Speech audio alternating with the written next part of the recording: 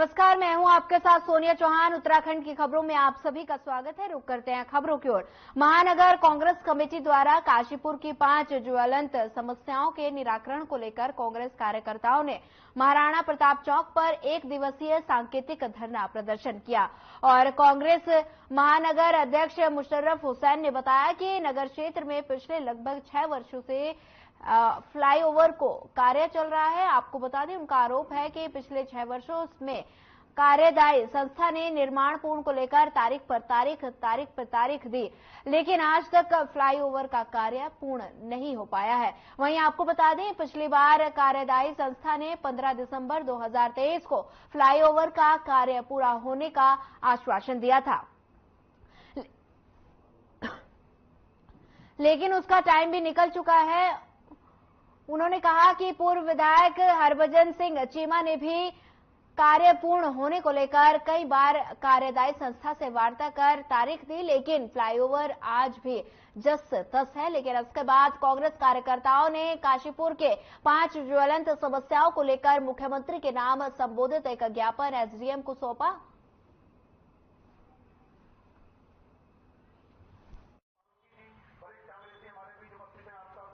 आज महानगर कांग्रेस कमेटी को यहाँ महाराणा प्रताप चौक पर धरना देने के लिए इसलिए बिल्कुल बेहद आतुर होना पड़ा है, क्योंकि हमारी राज्य सरकार उत्तराखंड गूंगी और बहरी सरकार है। यहाँ के हमारे विधायक जो आज से 2-3 महीने पहले आपके ही चैनल के माध्यम से ये कहा था कि 15 दिसंबर आखिरी तारीख है, 15 दिसंबर को काशीपुर का फ्लाईओवर का निर्माण पूरा हो जाएगा।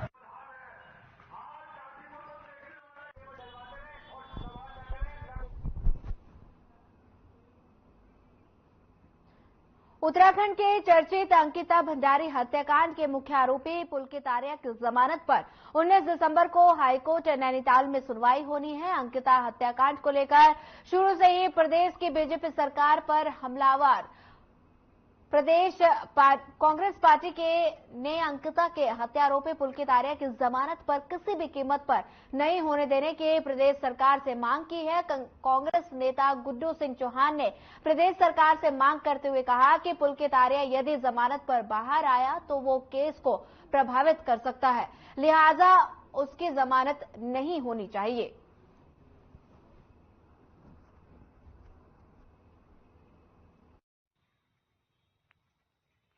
हमारे द्वारा ये पोंटा देहरादून रोड पर खनिज वाहनों की चेकिंग के दौरान एक वाहन में क्षमता से जो उसके कागजों में जो अंकित मात्रा थी खनिज की उससे ज़्यादा पाया गया, उसमें हमारे द्वारा विधिक कार्रवाई की गई। हाँ, पहले भी हमारे द्वारा 3 वाहनों पर कार्रवाई की गई थी, जिसमें कि जो उनके पास प्रपत्र थे खनिज से संबंधित, उसमें जो अंकित मात्रा थी उससे ज़्यादा वाहन में खनिज पाया गया था, तो उसमें हमारे द्वारा 3 वाहनों को भी सीज किया गया। हाँ, अवैध खनन के अवैध परिवहन अभियान में ये कार्य लगातार जारी है। तहसील विकास नगर क्षेत्र के देहरादून चक्राता मार्ग पर रात भर ओवरलोड खनन सामग्री से भरे वाहन बड़े हादसे का कारण बन रहे हैं। दरअसल खुशहालपुर राधा स्वामित्व सत्संग ब्यास के एक सेवक द्वारा बताया गया कि जसोवाला शीतल नदी से देहरादून की ओर से हाईवे पर जगह जगह भारी मात्रा में बजरी फैली पड़ी है। रात भर ओवरलोड खनन सामग्री से भारी वाहन सड़कों पर दौड़ते हैं। सड़क पर बजरी फैलाते हुए देहरादून की ओर निकल जाते हैं। जो सड़क पर फैली बजरी 2 पहिया वाहनों के लिए हादसे का सबक बनी हुई है।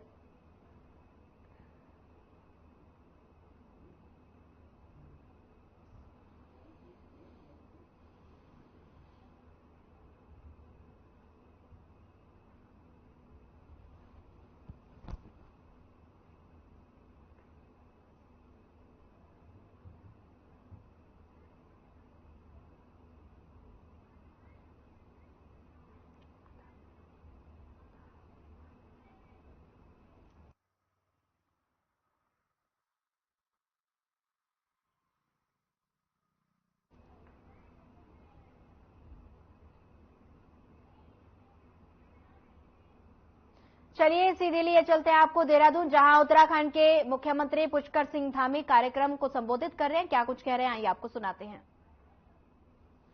लोग ऐसे होंगे जो आज पहली बार यहां पहुंचे होंगे। कितने लोग आए हैं, थोड़ा एक बार हाथ खड़ा कर दीजिए।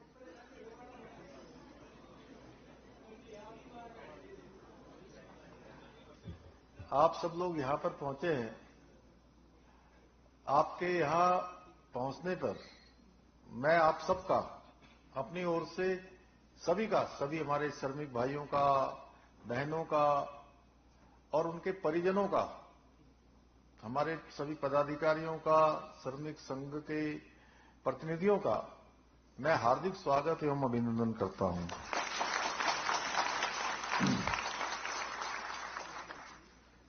और बाबा बौखनाथ की कृपा से ये सिलक्यारा मिशन जो हमारा सफल हुआ, मैं बाबा बौखनाथ के श्री चरणों में नमन करने के साथ ही मैं आप सबको भी, हमारे जो कर्मयोगी हैं उनको भी सबको मैं प्रणाम करता हूं।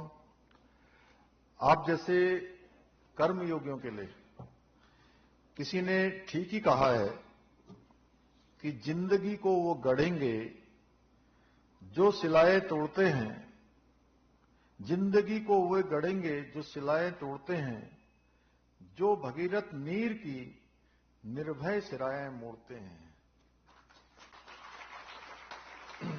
यह बात हमारे सभी जो कर्मठ और लगनशील श्रमिक भाइयों ने उत्तरकाशी जो सिलक्यारा टनल अभियान था, उस अभियान में उन्होंने 100% सत्य साबित की है। 100% इस सच को साबित किया है।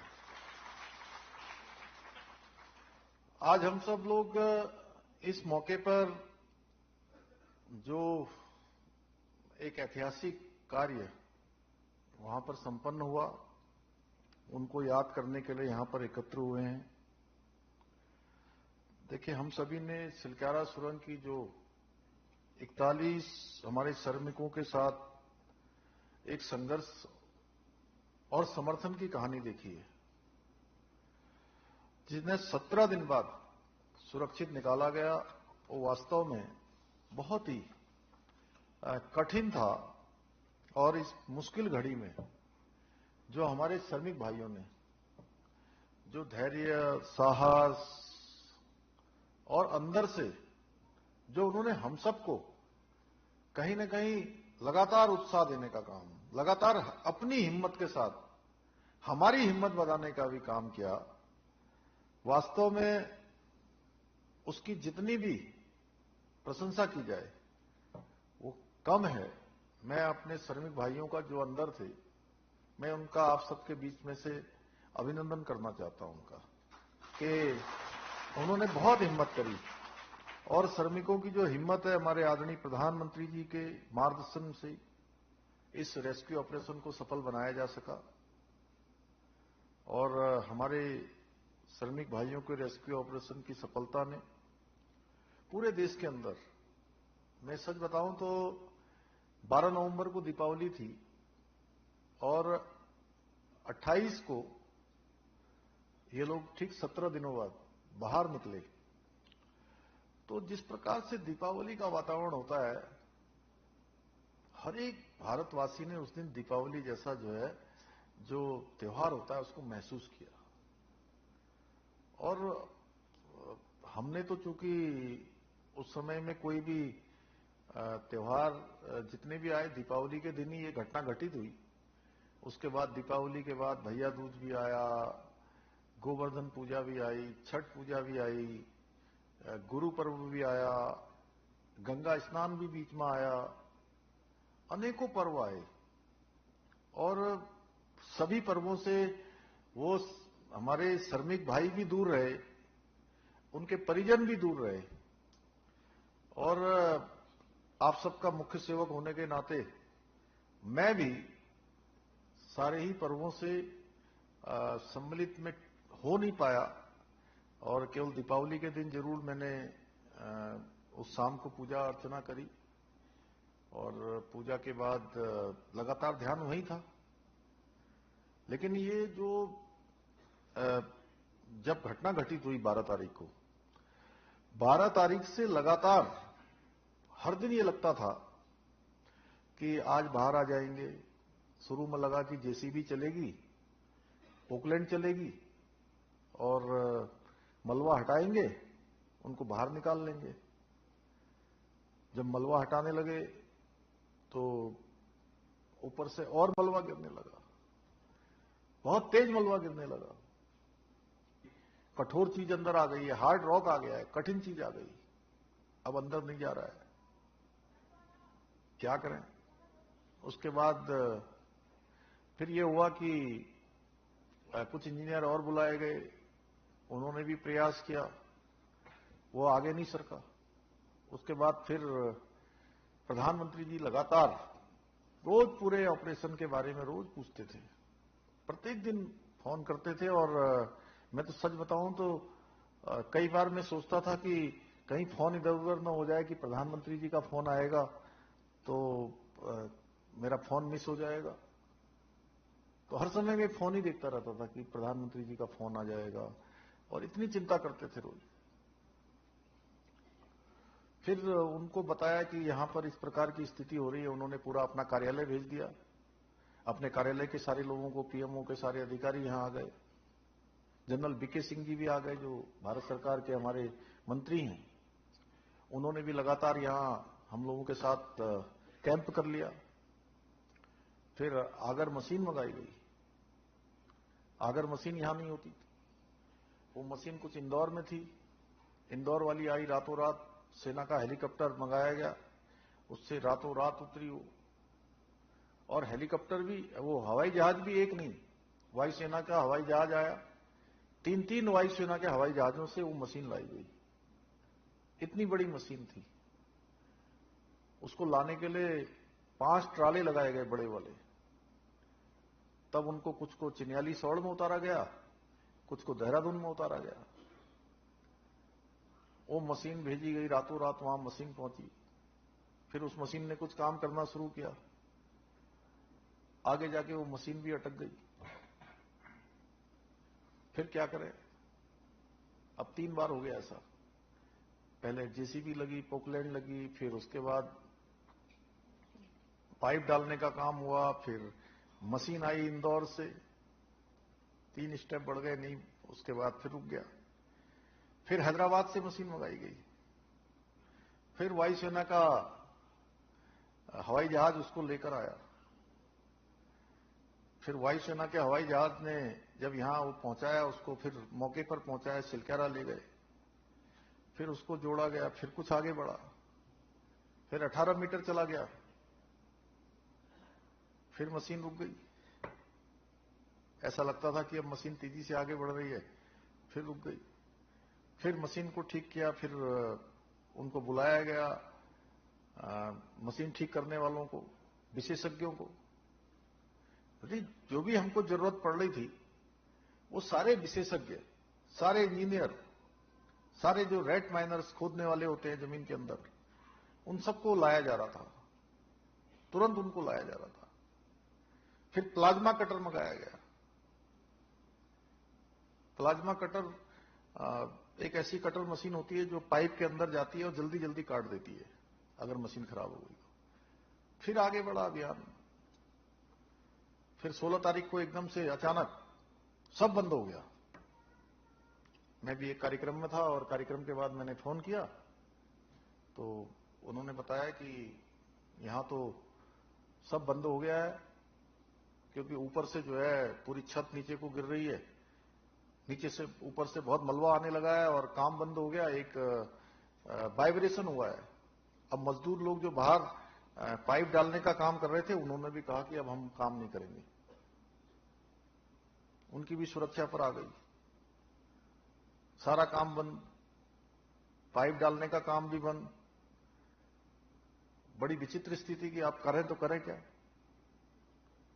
फिर अगले दिन उनके लिए कैनोपी बनाई गई। कैनोपी बनाकर पहले उसको सुरक्षित किया गया, ऊपर रॉड लगाई गई सब। फिर काम शुरू हुआ। फिर करते करते करते 34 मीटर पर फिर मशीन अटक गई। फिर चलाई, फिर 38 मीटर पर अटक गई। फिर एक दिन उसका काम चला, फिर दोबारा, फिर 48 मीटर पर आ गए। ये हमारे रामानुज जी वहां बैठे हुए थे, रोज देख रहे थे। ये भी भगवान से प्रार्थना कर रहे थे कि हम तो शुरू में सोच रहे थे 1-2 दिन में निकल जाएंगे, और ये तो अब दिन पर दिन बढ़ते जा रहे हैं। तो 48 पर जब पहुंच गए तो सबको लगा कि अब कुछ ही घंटों में सारे मजदूर भाई हमारे बाहर आ जाएंगे, और अचानक फिर मशीन बंद हो गई। अब तो बंद ही नहीं हुई मशीन। जब वो उसको आगे को सरका रहे थे पाइप को, तो मशीन पूरी टूट गई, अंदर टूट गई और फंस गई। अब सारे लोग, कोई रास्ता नहीं सूझ रहा था, क्योंकि हम तो सोच रहे थे कि 5-6 घंटे में अभी जो है सब बाहर आ जाएंगे। अब क्या करें? ऐसा लग रहा था चारों तरफ देखो तो अंधेरा ही अंधेरा। लेकिन भगवान पर हम लोगों की बड़ी आस्था थी, और बाबा बौखनाथ की कृपा से फिर वो मशीन बाहर निकाली। सबको हमने कहा कि भाई दोबारा से जुटते हैं, और मैं सीधे अंदर गया, टनल के अंदर, और मेरे मन में विचार आया कि जो हमारे मजदूर भाई हैं, उन मजदूर भाइयों को जरूर मुझे बताना चाहिए कि अब जो हम ये सोच रहे थे कि कुछ ही घंटों में आप निकलने वाले हो, अब कुछ घंटों में निकलना थोड़ा कठिन हो गया है, अब कुछ दिन लग जाएंगे। ये तो केवल उनको जो है उनकी हिम्मत बढ़ानी थी अंदर जाकर। तो मैंने उनसे जब बात करी अंदर जाकर, वहां गब्बर सिंह नेगी, अखिलेश और सबा अहमद, 3 लोगों से जब मैंने बात करी, तो तीनों ने मुझे कहा और कि आप जो है हमारी चिंता मत करिए। मैंने कहा भाई अब इतने पर 48 मीटर पर मशीन फंस गई है, और ऐसा लगता है कि आपको अभी 2-4 दिन रहना पड़ेगा। तो बोले 2-4 दिन नहीं, आप 10 दिन तक भी, हमें कोई दिक्कत नहीं है, लेकिन आप हमको सुरक्षित निकाल लीजिए। तो उनकी बात से जो है हमको बड़ी हिम्मत मिली, हमको बहुत हिम्मत मिली। और मैंने सबको आकर बताया कि वो लोग बिल्कुल मजबूत हैं, और उन्होंने कहा है कि आप करिए काम। और फिर हमने दोबारा काम शुरू किया। जब दोबारा काम शुरू किया, रेड माइनर्स जो अंदर जाकर खुदाई करते हैं, उन्होंने खुदाई करी। तो धीरे धीरे करते करते हमारा जो है 28 तारीख को वो दिन आ गया कि हमारे सभी मजदूर भाई सकुशल बाहर आए। और सकुशल बाहर ही नहीं आए, बिल्कुल स्वस्थ आए। हम सोच रहे थे कि वो कुछ घंटों में, कुछ घंटे लगेंगे, 2.5-3 घंटे लगेंगे उनको बाहर निकालने में। लेकिन वो 2.5-3 घंटे छोड़िए आप, 25 मिनट में सब बाहर आ गए, क्योंकि किसी के लिए कोई ट्राली की जरूरत नहीं पड़ी। कोई ट्राली नहीं, कोई स्ट्रेचर नहीं, कुछ नहीं। पहले तो हमने सोचा था कि एक एक करके निकालेंगे, तो उसमें ट्राली में उनको पहले उनको वो किया जाएगा, स्ट्रिप लगाई जाएगी, फिर उसको रस्सी को खींचा जाएगा, फिर दूसरे बार फिर डाला जाएगा, फिर खींचा जाएगा। ऐसे करते करते एक में 5-7 मिनट लगते। वो सब के सब खुद ही चल के आ गए। मैं सोच रहा था कि पहले 4 आए शुरू में, तो अब 4 आए हैं, तो मुझे लगा कि अब अगला जो खेप है वो तो आएगी 20-25 मिनट बाद। तुरंत 5-7 मिनट में जो है 11 आ गए एक साथ। ऐसे करते करते 37 आ गए। फिर 4 बचे। मैंने कहा 4 कौन रह गए अंदर? बोले वो तय किया गया था कि जो सबसे छोटा होगा उसको सबसे पहले निकालेंगे, और जो हमारे जो लीडर हैं इस पूरे टीम के, वो लीडर सबसे बाद में निकलेंगे। तो 4 भी आ गए। भगवान की कृपा से, सबकी बाबा बौखनाथ की कृपा से हमने जो है ये अभियान ये सफल हुआ। इसमें सेना के लोगों ने, एनडीआरएफ, एसडीआरएफ, हमारे तमाम विभाग, सरकारी विभाग, यहाँ के बड़े बड़े विशेषज्ञ इंजीनियर, राज्य सरकार की एजेंसियां, केंद्र सरकार की एजेंसियां, उन्होंने बहुत काम किया। और एक बहुत बड़ा टीम वर्क माननीय प्रधानमंत्री जी के नेतृत्व में ये हुआ। और ये संभव भी हमारा तभी हो पाया। देखिए हम मौके पर काम कर रहे थे, यहां पर सारा फीडबैक ले रहे थे, लेकिन हमारे प्रधानमंत्री जी भी लगातार जिस मशीन की हमको जरूरत पड़ रही थी, जिस इंजीनियर की जरूरत पड़ रही थी, ऑस्ट्रेलिया तक के विशेषज्ञ यहां बुलाए गए और किसी चीज की कभी कोई कमी नहीं होने दी। और उसके कारण से हम इसको आज सफल बना पाए। भाइयों बहनों, मैं अपने श्रमिक भाइयों को भी, उनको भी सैल्यूट करता हूं जिन्होंने विकट परिस्थितियों में अपना हौसला बनाए रखा, अपने को मजबूत बनाए रखा, जिसके कारण से हम इसको ठीक से जो है सफल कर पाए। और इस मंच से मैं सिलकारा प्रबंधन से जुड़े हर सहयोगी को भी धन्यवाद करता हूं कि राज्य की जनता की ओर से उन सभी का मैं आभार प्रकट करता हूं कि जिन्होंने किसी भी एक भी व्यक्ति ने अपना अंश मात्र भी इसमें योगदान दिया है, उन सबका मैं धन्यवाद करता हूं।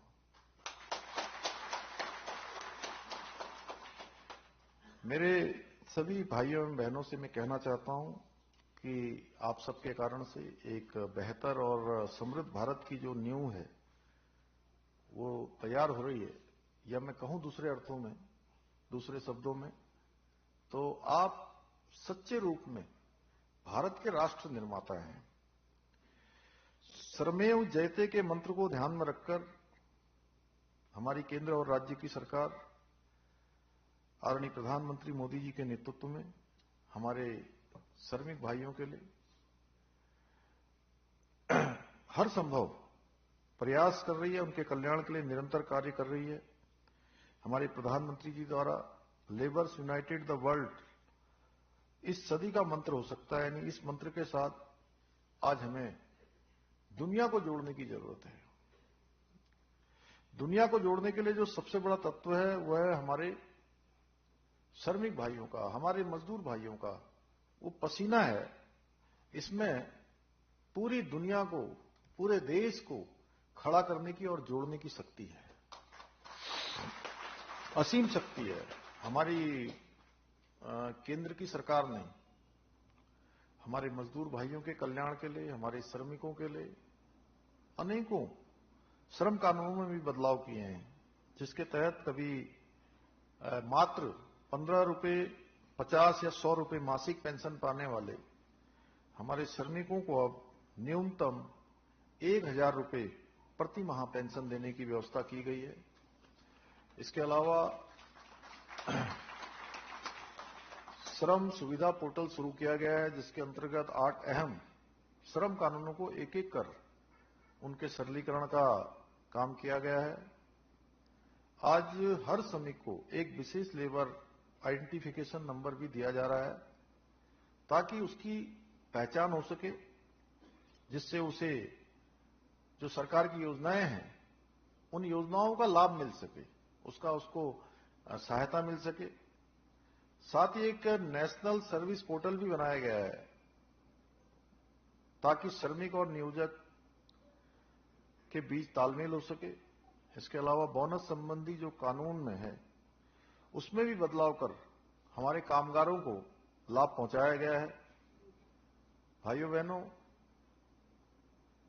मैं सच बताऊं तो आप सब यहां पहुंचे, मुझे आज बेहद प्रसन्नता हो रही है कि आप सब लोगों को अपने मध्य में पाकर, क्योंकि मैं भी अपने आप को आप ही की तरह मानता हूं। आप ही की तरह मानकर फिलहाल इस बुलेटिन में इतना ही। ज्यादा खबरों के लिए बने रहिए हमारे साथ। नमस्कार।